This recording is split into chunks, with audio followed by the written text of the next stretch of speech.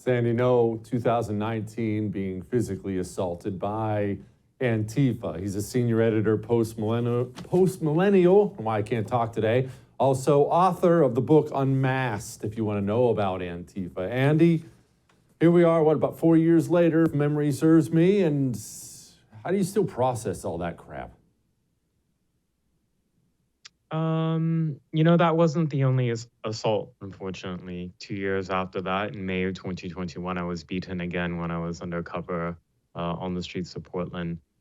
And I never got justice through prosecutors in either case. But how I process it is that I, like many American citizens, have experienced a two-tier system of justice, depending on which jurisdiction you live in. If you're perceived to be on the right or somehow against the agenda of the radical far left, you are not then deserving of various rights. And so what I've seen in Portland and many other cities where I do reporting on in the US, on the West Coast in particular, is that Antifa can organize publicly and carry out acts of criminal violence and property destruction in the open. And if they are arrested, they have their charges dropped by left-wing prosecutors. If a conservative group wants to hold some type of patriotic event or pro-Trump event at a park or somewhere in public and they are assaulted, police won't show up and they're entirely on their own and will just have to deal with being beaten or even killed. There was a Trump supporter who was killed by an Antifa member in 2020 in Portland during the riots. Andy, I've tried to explain this to people on the right before, that they are walking into an area that is no longer America. Because when I tell people, hey, don't do this or don't go there, be careful protesting here, I will inevitably get a patriotic person, I'm not bad-mouthing them, but a patriotic person saying, are you telling me I don't have the First Amendment? And I'm trying to explain to them, no, you don't, not there, not in Portland.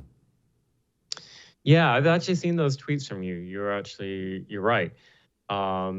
If it doesn't even necessarily have to be like a right-wing political event. For example, in 2021, there was an evangelical Christian group that wanted to do a family worship event in downtown Portland, and Antifa saw that as a threat. And so Antifa announced publicly on social media that they were going to show up, and they did, and showed up with weapons and threw these homemade explosives where children were, where families were just gathered. And police never came. And the sound equipment for that worship event was dumped into the Willamette River. Police made no arrests. So yes, you are right that on paper, yes, there's a First Amendment in everywhere in the United States of America. In reality, it's very different because the rule of law in many, many jurisdictions are compromised. And this is the brilliance, I think, of George Soros and other left-wing funders of district attorneys across the U.S. is that by just spending money on strategic positions, political positions, you can have huge, immense power and consequence affecting millions and millions of American citizens.